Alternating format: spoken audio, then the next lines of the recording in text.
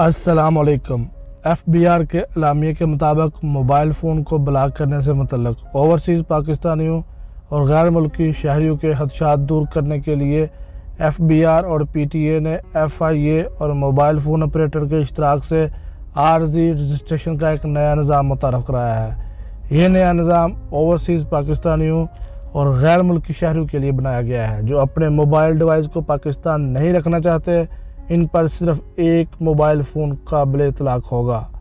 اس سہولت سے فائدہ اٹھانے کے لیے درخواست دینے والے کو پاسپورٹ نمبر، پاکستان آنے اور جانے کی تاریخ، موبائل سم، موبائل فون کا IMEI نمبر مہیا کرنا ہوگا۔